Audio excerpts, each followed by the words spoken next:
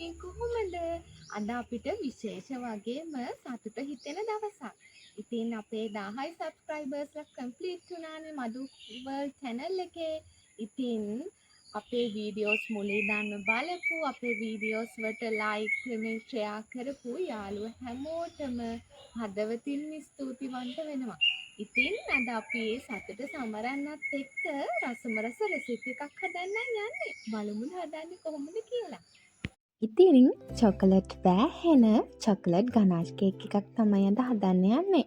ඉතින් මේක හරිම රසයි. ඔයාලා මා කියනවට නිකන් try කරලා බලන්නකෝ. අපි බලමු මේක කොහොමද හදන්නේ කියලා. ඉතින් බලමු මේ කේක් එක හදන ingredients. පාන් පිටි ග්‍රෑම් 250යි, කෝපි කුඩු ටිකක් දිය කරලා, ඒ වගේම මේ කිරි මිශ්‍රණය.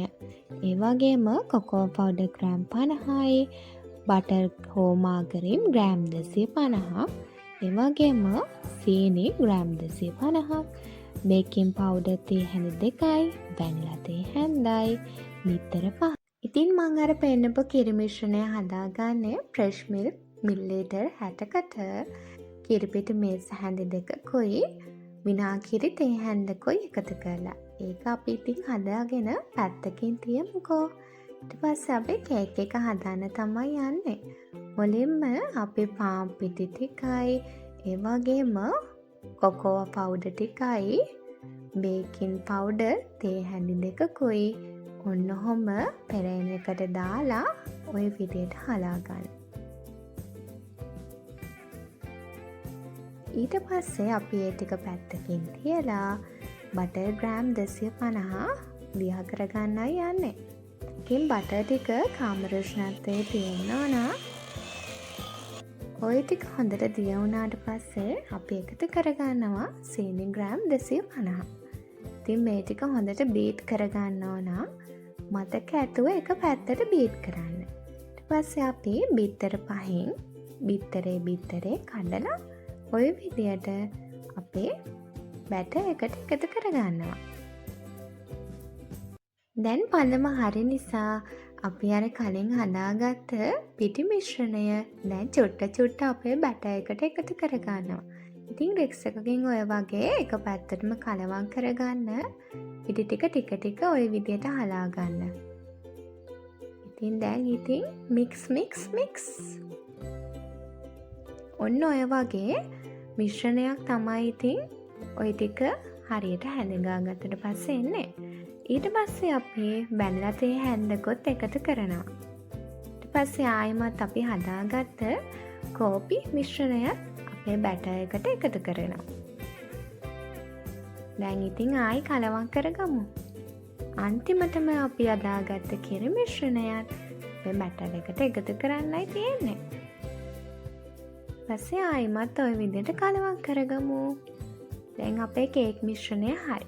ඉතින් බටර් ටිකක් ගාගත්ත තැටියකට ඔයිල් පේපර් එකක් දාලා අපේ කේක් එක හදාගන්නයි යන්නේ. සෙල්සියස් අංශක 180ක උෂ්ණත්වයෙන් විනාඩි 40ක් අපි අපේ කේක් එක හීට් කරනවා. ඉතින් ඔය විදිහට ටැප් කරලා ඉවර වෙලා එයා බබල්ස් අපි යවා ගන්න ඕන. ඔන්න දැන් අපි කේක් එක බේක් වෙන්න දැම්මා. ඒ ගනාෂ් එක හදාගමු. ඉතින් අපිට මේකට අවශ්‍ය කරනවා ඩාර්ක් චොකලට් ග්‍රෑම් 100කුයි ෆ්‍රෙෂ් මිල්ක් මිලිලීටර් 100කුයි. ඉතින් අපි මේ ටික ওই විදිහට ඩබල් බොයිල් කරගන්නවා. ඉතින් ඔය වගේ මික්ෂර් එකක් තමයි එන්නේ. දැන් ඔය තියෙන්නේ විනාඩි 40ක් බේක් වෙච්ච කේක් එක. හරිම ලස්සනයි නේද? බලන්නකෝ අපි ඉතින් කේක් එක හොඳට නිවෙන්න තියලා තමයි ඔය ගත්තේ. ඉතින් කේක් එක ඔය විදිහට ගානකට දාලා අපි ගනාෂ් ටික දැන් ඔඩේ වක් කරගමු. ඊට පස්සේ මේක විනාඩි 10ක් විතර ෆ්‍රීස් කරලා ඉවර වෙලා අපි අපිට කැමති විදිහට මේක ඩෙකරේට් කරගන්න පුළුවන්. ඉතින් අපි 1K හිට් කරපු හින්දා අපි ඔය විදිහට ලස්සනට ඒක ඩෙකරේට් කරගත්තා. ඉතින් ඔයාලටත් කැමති විදිහට මේ කේක් එක ඩෙකරේට් කරගන්න පුළුවන්.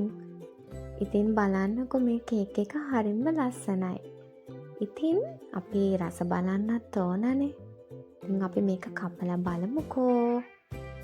ඉතින් කේක් එක කට් කරද්දිම තේරෙනවා ඒකේ තියෙන සොෆ්ට්නස් එක. හරිම සොෆ්ට්. ඔයගොල්ලෝ මේක අනිවාර්යෙන් try කරලා බලන්න ඕන රෙසිපි එකක්. ඉතින් අපි රස බලමුකෝ. ඉතින් ඔය විදියට ප්ලේට් එකකට දාගෙන ඉවරලා ඔන්න දැන් රස බලන වෙලාව. කාලා බලමුකෝ.